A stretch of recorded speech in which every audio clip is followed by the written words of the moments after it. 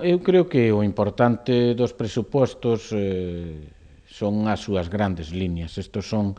os presupostos que poden ser e, ademais, son os presupostos que deben ser. Non son os presupostos que deben ser porque son os presupostos realistas, son os presupostos que só van aí a gastar o que ten, e hoxe en día pois temos prácticamente 11 euros menos que tiñamos o ano anterior. E son os que deben ser porque con eses cartos eu creo que se fai todo o necesario para que a pouca cera que temos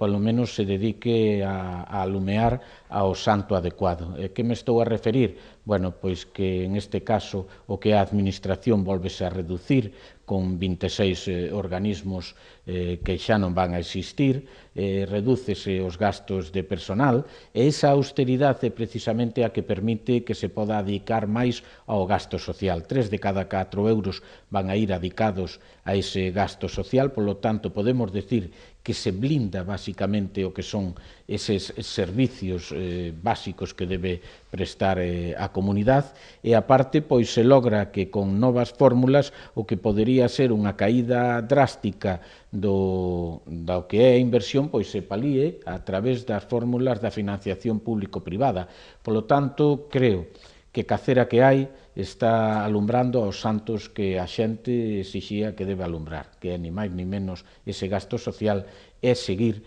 pois pensando no que é o gran problema de Galicia, que é o paro. En ese sentido, decir que despois da paralización do que foron os gobernos socialistas, no que no último ano decrecemos o 3%, este ano vamos a lograr que ni máis ni menos xa estemos nun crecimiento ou decrecimiento, en este caso cero, pero xa para o ano 2011 se prevé que Galicia siga crecendo por riba do conxunto do Estado, crecer o 1%, e polo tanto os presupostos da parálisis, que foron os presupostos do bipartito, os que fixeron que estemos a falar en términos de euros constantes do ano 2006 e no ano 2011, pois creo que con este presuposto empezan a deixar atrás e empezan a ser os primeiros presupostos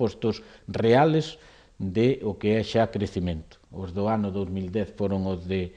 asentar as bases de crecimento e da recuperación, e do ano 2012, incluso cos poucos mimbres que temos, son os que van a empezar a facer que Galicia volte a crecer á senda do crecimento e que este por encima do crecimento do Estado.